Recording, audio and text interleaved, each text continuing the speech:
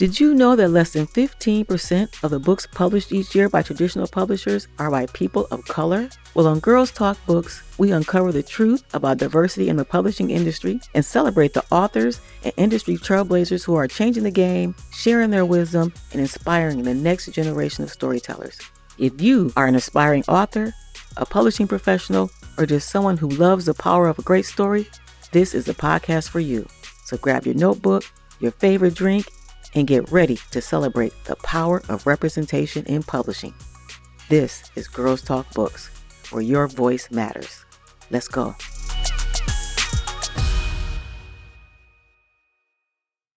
Celebrating Negro baseball history. That's the discussion of today with author Vanessa Ivy Rose, an author born in Detroit, Michigan. Ivy writes the story of Norman Turkey Stearnes, one of the greatest baseball players to ever live.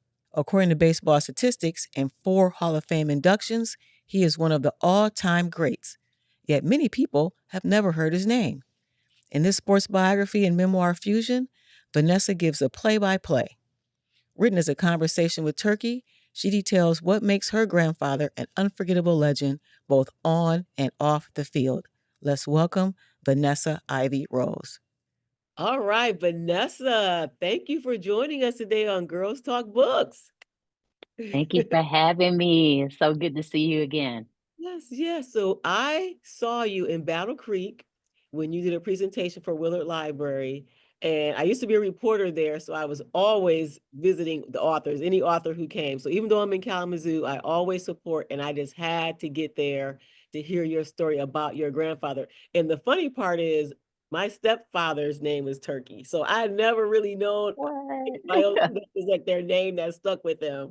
So I thought that was really interesting about your grandfather being named Turkey too. So that struck me like, let me know a little bit more about him. He sounds like he's pretty cool. So Love it. thank you for coming to Battle Creek. I'm glad they brought you there. Battle Creek has an interesting history. Jackie Robinson played in Battle Creek at one point. The legend. He played in a game that traveled to Battle Creek and played against their team. So that was I pretty. love it. It's timely. I just showed my students 42.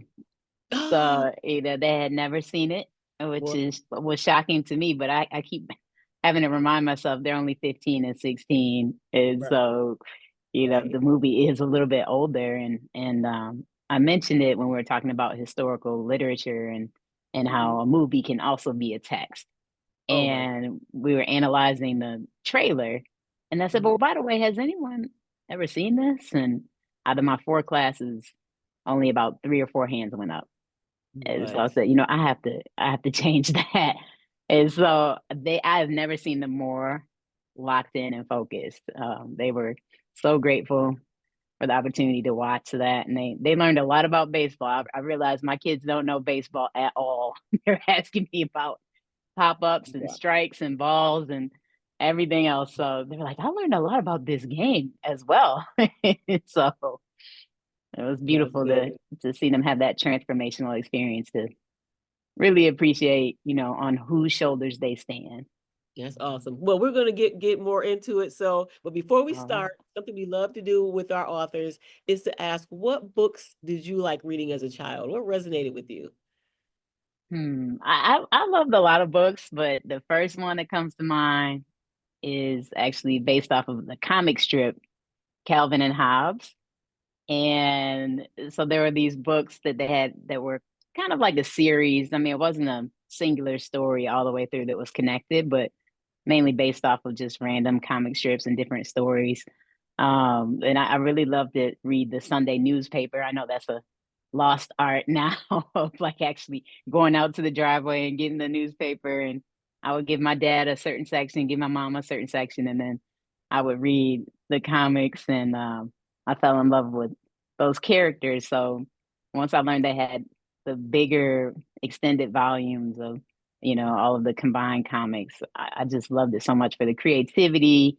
There was adult vocab in there. So as a little kid, I'm talking like 8, 9.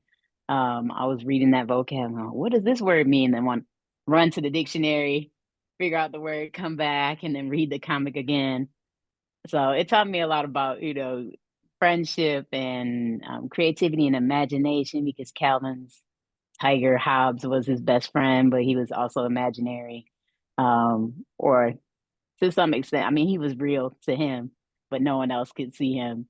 And, it just expanded my mind, my vocab, and it made me think deeply about having fun and family and school and all the great things that are adventures in life. Right. And I love that. And you said something that kind of stuck out to me. You said no one else can see him, but he was real, to him. And I think children's imaginations aren't the same as they were when we were younger, because everything is so quick and it's so social media, and it's like there, and they're believing everything they see, even if it's not, real, but it's like they don't have Right. that opportunity to really find their own thoughts or imaginations or dreams, because everything is just like thrown at them. Yes, Yeah. absolutely. Yeah. And when I mentioned Calvin and Hobbes, again, my students don't know.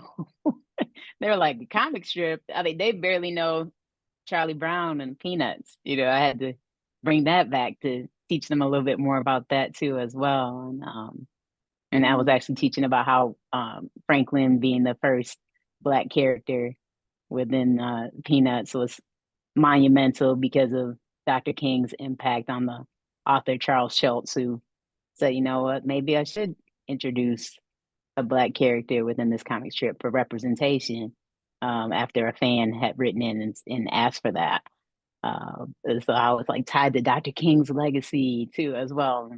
I think they had no idea about that. And I think most people probably have no idea about that. They just know Snoopy and Charlie Brown and Lucy pulling that football, every Right. time. Every time you got close, there it goes. Right. Yeah. But it's like, the world of literature opens up so much more for us when we do those deep dives and look at the behind the scenes. And I think that's so important, because kids don't realize the shoulders that they stand on. They just think things were automatically there. Like Right. there had to be, unfortunately, a reason for Franklin to be in the cartoon. He just wasn't assumed to say, well, yeah, we're gonna have an African American friend. It had to be something somebody brought to someone's attention, which is sad, but at the same time, he noticed it and said, you're right. He does need to have more diverse, kinds of friends, and brought him into it. Yeah, So I love absolutely. it. I love it. So let's get a little bit more into your story of yourself. So guide All us through right. the journey in life, and then how you became a teacher, and then how you became to want to share your grandfather's legacy. So I'm from a family of educators. My grandmother was an educator. My mom, my aunts are both educators too, as well. And I would say that even though my dad was a commander with the Wayne County Sheriff's Department, he still is to this day, very philosophical. Took me to the library all the time. Took me to the movies all the time, and we'd have these great, long, deep talks. We still do that to this day. Uh, you know, understanding and peeling back the layers of the cinema, but thinking about movies as a mirror, so that we can learn about ourselves, a window, so that we can learn about others, and then a sliding glass door, hopefully, so it can be transformational for us too. And so he just really got me thinking deeply about literary text, and also movies being a text too as well. And like I mentioned before, comic strips, video games, all of the things. So I was always looking at life through a literary lens, and that led me to wanting to write for the newspaper in high school and taking creative writing classes, and then going to college where I was playing basketball, but also going to school for journalism and communication. And, of course, one thing led to another, where I just continued down that literary path and ended up becoming an English teacher, kind of by accident. That was never the plan. I wanted to play basketball professionally, or to do something with, sports journalism. And as I was working my way through life after college, trying to figure out exactly what I was going to do, I had done an internship for Mitch Albom, who's a very famous, sports writer. and journalist. And I was like, do I want to keep going down this path? I was offered a job at WJR. I had to turn it down because of the fact that I needed to finish school. I was in my senior year of college, and I was also playing basketball, so I couldn't juggle having a full-time job and going to school and playing basketball in my senior year. So I ended up working at a high school temporarily, kind of as a para, and then I started coaching basketball. And every time I would work with students and student athletes, they said, I wish you were my teacher. And I always would, kind of just be like, I'm not interested in that. Right. I'm not interested in that. I already have a degree in journalism. That's really what I want to do. And one thing led to another. And of course, I went to see a movie called Freedom Writers. And it was about an English teacher and how she was empowering young people who were having difficulties in life and who needed extra support. And immediately after watching that film, I turned in my application to become part of the master's program to go back to school to become a teacher. And, then that, of course, led me to teaching English and realizing, wow, I'm telling everyone else's story and sharing so many stories with my students, but I'm not telling my own. And I decided that I should fully embrace becoming an author. And I was fully supported by everyone. Everyone already, so many people had already told me through social media when I would share posts, you should write a book. You should write a book. And I had heard that from my family too, as well, especially about my grandfather's story. And so I figured it was time. Your mom was a teacher, no? Yes. My mom retired from teaching, yeah. And she actually taught in the same district where I'm teaching now. And so, I get to carry on that legacy. And it's been amazing to be back in the same school district where I grew up too as well. So, just really giving back. But also sometimes I feel like I never left because of the fact that I went to school K through 12 there, played basketball, left, came back. And like I said, now I feel like I never left. Some of my teachers that I work with were my teachers when I was in school back in the day. So now, was your grandmother a teacher too? Because you told me a story about Carl, was yeah, it Weber? Chris Webber, yeah. So tell us a little bit about that, and we'll get into your journey of your grandfather. Yeah, so my grandmother was Chris Webber's fifth grade teacher. And, Chris Webber is the great NBA superstar who excelled at Detroit Country Day and also at the University of Michigan, part of the Fab Five, one of the greatest teams we've ever had. And, he was the number one draft pick in the 90s. So, he had a tremendous career. And my grandmother, taught him a lot of things, of course, looking at the curriculum. But she also taught him a lot of things about life and about Black history and about finding his purpose and not being afraid and having courage. And he said that the lessons that my grandmother shared with him were so valuable that he decided to share them during his NBA Hall of Fame induction speech. And I wish my grandmother was here to hear it. She missed it, but I'm sure she was definitely tuned in from heaven. And he just shared these great words about, who she was as a person and what she shared with him as a teacher that inspired him and actually made him become interested in sports.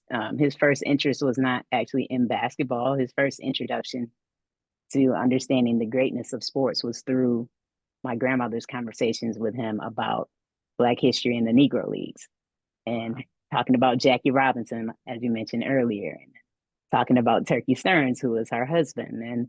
And so he learned all of these incredible stories of these Black players and the shoulders upon which he also stood.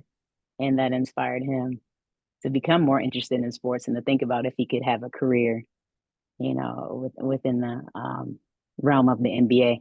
And what a career he had. So, wow. I was very, very blessed to be able to hear him share the story of Nettie Stearnes, the great teacher that we all had, because trust me, anyone that was around my grandmother received lessons from her, and she was everyone's teacher. You know, she was very nurturing, very loving. She could be strict too, but she had high expectations and really wanted people to tap into their greatness and to always strive for that. So he I love that. understood that. I love that. And not only is she smiling down about Chris Webber, but she's smiling down about you along with your grandfather, who's both all smiling down on you carrying their legacy, Wow. you know, not just as an educators, but also with his story in the Negro Leagues. So tell us a little bit about how you learned about him and what made you decide to want to share his story in this book. So my grandmother is the reason why I learned so much about him. When I was 7 years old, I can remember sitting on her living room floor, and she would be watching the Detroit Tigers and cheering for them full force, and sometimes critiquing them too as well. She had high standards, as I mentioned before. But she told me, a lot of the same things that she told Chris Webber about the Negro Leagues history. There was 3,000 Black players who were forced to play in the Negro Leagues and forced to create the Negro Leagues because of being barred from Major League Baseball due to Jim Crow segregation. And, she talked about the Klan and how they would intimidate and, be violent with Black people in the community, and how they didn't want, Black players playing within the white baseball structure. Right. And, mainly what I remember her discussing was Grandpa Turkey's greatness and the light that he had, and how he could persevere and focus. And I think she wanted to impart that to me so that I would continue down the path of, striving for greatness with academic excellence, and also with athletic ability too, but making sure that, I cared about the community, making sure that I knew who I was, where I came from, how to give back, and how to uplift other people through sports and also through education, because those are things that they all cared about. And also the Negro Leaguers cared a great deal about those things too. And so, as I continue to learn more about Grandpa's story, what I realize is that behind every great man is probably an even greater woman, right? So look at Jackie Robinson and Rachel Robinson. My goodness, fantastic, right? And I think there's a parallel story there with Turkey Stearnes, and also my grandma Nettie, who wrote letters for 21 years to advocate for my grandfather to get into the National Baseball Hall of Fame, because he passed away in 1979 and his induction was the year 2000. So, she knew his story. She passed that on to everyone she knew, including Chris Webber, and, obviously family. But she, wrote letters to everyone to try to make sure that she could continue to advocate, because these stories have been lost over time. And my grandfather was a very quiet person, so he didn't talk about his baseball career much. If you asked him, he would, but he was a very quiet man, a man of few words, who let his bat do the talking. So not many people even knew the story of Turkey Stearnes. And, it was definitely necessary for people like my grandmother to continue to tell the story. And then, of course, she passed that down to my mother and my aunt, and also to me. Wow. And you're able to bring it into a book. So what did you do for your research? You used a lot of family oral history. How did you come up with the information in your book? So there was a little bit of everything to look through and sift through in terms of artifacts and box scores. And we've been blessed to get to know many great historians who have preserved the legacy over time. Mainly I'm thinking about Larry Lester, who is like a walking encyclopedia when it comes to, Black history, the Negro Leagues, and sports history. And honestly, just history in general. So he's just been such a great role model to me, and has passed down so much knowledge to me about, seeking justice and, examining injustice. And so, he was one of the main people that I still look up to and respect. And there's many other historians and many other people who've shared, artifacts and box scores and photographs and artwork that have helped me to understand the story of my grandfather much better and have painted an even broader picture beyond what my grandmother has shared, because she was, of course, the main source. But there were some gaps to fill in too as well, because she didn't really go to his games and she didn't have, a ton of artifacts to pass down to me to share. And so I've learned so much, like I said, through artwork and historians and box scores and all the artifacts. And so it was time to compile all of this information into one, I felt like, because there's so many different spaces that I could go to learn more. But I wanted to have one concrete place that I could return to think about the story of Turkey Stearnes. But mainly, I also wanted to share with him what has happened since 1979. Right. And I didn't get to meet him anyways, because I wasn't born until 4 years later. So I've had so many things on my heart that I personally wanted to share with my grandfather. And then in addition to that, wow, so much has happened with his career. Like, yes, his career ended, so to speak, but in many ways it has continued because of the Hall of Fame inductions. He's been inducted to 5 different Halls of Fame, all coming after his death. He has had his stats incorporated into the major leagues, and he's now top 10 in 3 different categories: 6th in batting average, 6th in slugging percentage, and 9th in OPS. And, he's on a list with Babe Ruth, Ty Cobb, Ted Williams, some of the greatest players to ever play the game. So many things have happened. Those are the 2 biggest, of course, with the Hall of Fame inductions and the stats being incorporated. But I was like, wow, I have so much I need to share with my grandfather and so much I want to say this on my heart. Why not write a love letter to him? Why not tell him now? Because I know in my mind, I've always said, when I get to heaven, I'll meet him and I'll tell him everything then, but I realized one day, why not tell him now? I can still talk to him. He's still with me. And my grandmother is still with me in spirit. And I can share this story right now. So that was the main motivation for writing the book. I love it. And something else came out of it. You did something with ESPN. Tell us a little bit about that and how that came about. Yeah, so ABC was going to do a 6-episode podcast as part of their Reclaim series. They have many different seasons where they've tackled some really important topics like the Tulsa massacre and Emmett Till's mother. And so they also wanted to cover the Negro Leagues, and it was time to tell this story. So when they came to Detroit, they wanted to speak with one of my other baseball heroes and personal heroes, Ron Schoolboy Teasley. I got to give him a shout out. And he is actually 98 years old. He was he was signed by the Brooklyn Dodgers, and he also played for the New York Cubans in the Negro Leagues. And he's a Detroit legend who holds the record for batting average of 500 at Wayne State University, and so many more accolades. But he's also has been a coach.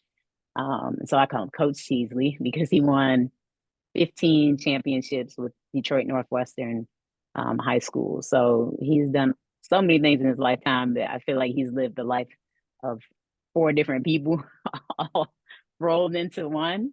But ABC came here to talk to him about his Negro Leagues legacy, and they also wanted to talk to our family about the legacy of Turkey Stearnes. And I hit it off with the producers when they were interviewing me, and I see their eyes lighten up a little bit because of how passionate I am about the game and how much knowledge I have about sports and history, but also, of course, having this personal connection to my grandfather. And so they asked me to host the podcast, which was a little bit of a surprise to me, but it makes sense now. And I just feel so grateful to, have had the opportunity to do that. The podcast did really well, as you mentioned. ESPN 30 for 30 ran it on their podcast channel. NPR, CNN, all these people have reached out to interview me about the podcast and the history of the Negro Leagues. And it won a couple awards, and it got a really big nomination for the NAACP Image Award. So that was really exciting to go to LA and celebrate being nominated for that. The Wakanda Forever podcast beat us out. They got the win on that. But I couldn't even be mad about that because I that's a good really person to love right. The Black Panther franchise is incredible. So to even be, nominated alongside of some great work like that was truly a blessing. And what a huge win for the Negro Leagues and for the 3,000 people who had their voices silenced in the past, for them to be celebrated in the present was really a beautiful thing. So I said, we didn't lose. We definitely all win when stories like that are celebrated. Share with me one of the coolest things that you learned about your grandfather as you were doing your research. Like, what is one of the coolest things you're like, oh my gosh, he was so awesome? Like, what was that? Everything, everything that I've learned has been amazing. Let's see, if I could only pick one thing, I truly would say it was his mentality. When I started to research him more and talk to, for example, Ron Schoolboy Teasley, who played with my grandfather, in addition to all the amazing things that he had done. Everyone shares these stories that validate that he was exactly who I thought he was, and you have these grand images of people that you love in your mind, right? And I guess that's why sometimes people say, never meet your heroes, because if you do, then they might let you down with how human they are or how flawed they are. But my grandfather really, truly lived up to exactly what I thought his mentality would be like. And I used to hang on to this quote that he said that stated, I never counted my home runs because they didn't matter unless they won the game. And to me, I said, oh, he's a team player. If he said that, I love that, because we know he was one of the best, if not the best, home run hitter in the Negro Leagues. Him and Josh Gibson are right there, neck and neck, in many ways.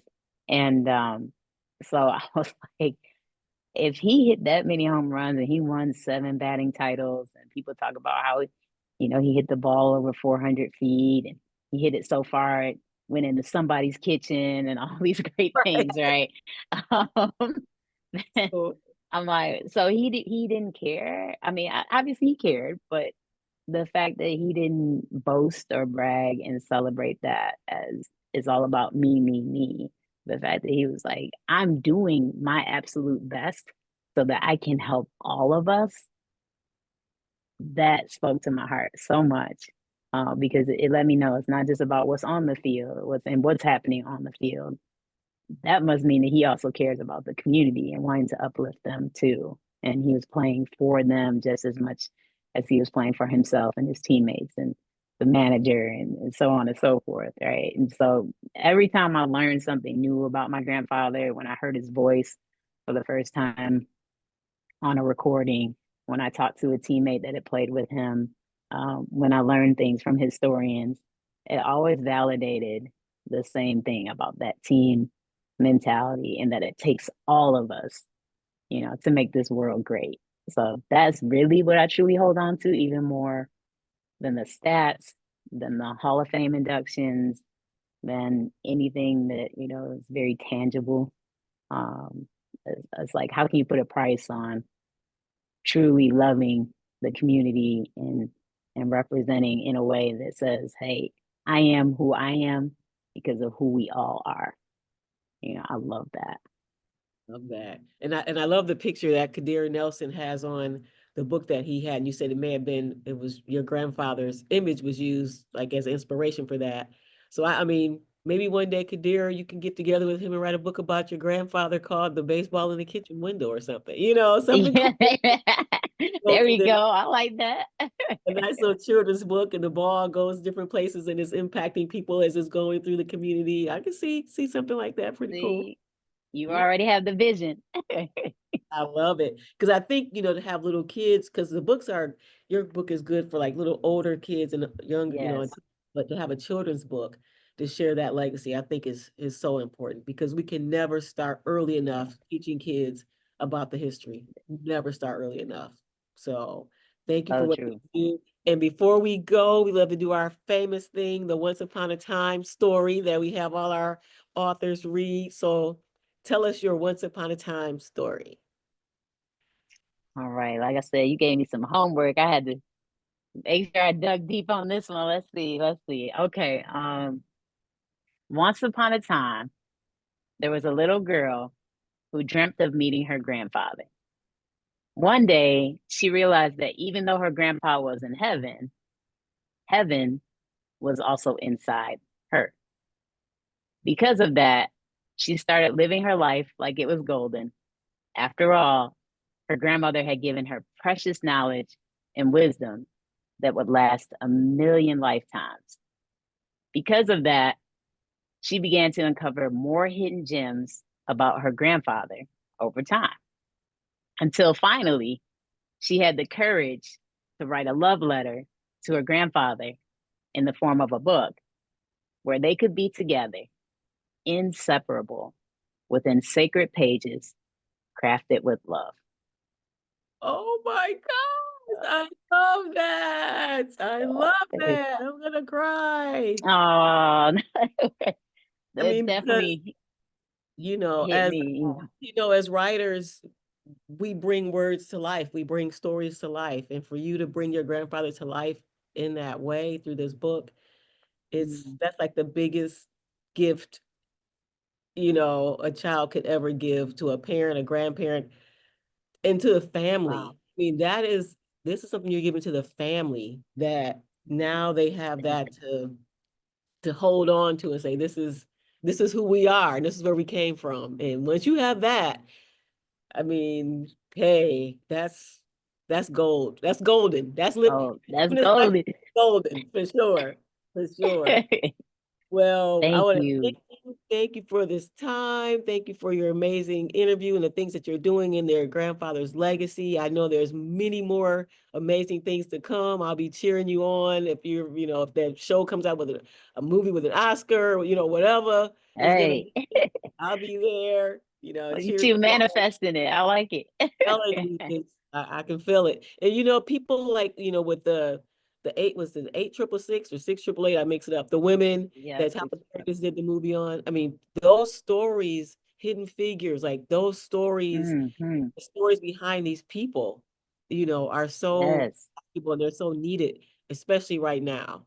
And for him Yes. to be in the hall, all these Hall of Fames, and on the level that these, white players were getting recognized, it's time. Yes. And it It's only time. happened when we are in the position to make it happen. And with, like I said, with Tyler Perry, all these people now, the time is now. Like the time is now. Yes. Just to really come to fruition. So I'm excited for you and all you're doing. Just pray for more Thank success. I know this isn't the end of our conversation or meeting, because I'll probably have my girls come to Detroit and we go to Hamtramck and have you talk about There the we history, go. and we'll get some cool little baseball jerseys for them, to wear, and Yes. Come on. Come on down. yes, yes. So, well, We'll thanks be again. waiting on you. For sure, for sure. Well, thanks No, again. thank you. Thank you so much. Like I said, thank you for everything you do. It's very inspiring. And I feel so blessed and honored to have met you. And the love that you've given me is something that I will never take for granted. So we definitely have to stay in touch. I would love to continue to do anything I can to help your girls and to make sure that, we make this world better. Wow, that was an amazing interview with Vanessa Ivy Rose, who celebrates the legacy of her grandfather, Norman Turkey Stearnes. To learn more, visit her website, Hall of Fame DNA, that's HOFDNA.com. Please support Vanessa by purchasing her book, Hall of Fame DNA, The Legacy of Norman Turkey Stearnes, on Amazon. This episode was hosted by me, Sonya Hollins, and produced by M2 Macmillan Media. Are you an author with an amazing story to share? Or do you work in the publishing industry with insight that can inspire others? Well, we want you on Girls Talk Books, where voices matter. Or are you an aspiring author with a story to tell? Well, we can help with that too. Visit girlstalkbooks.com to learn more.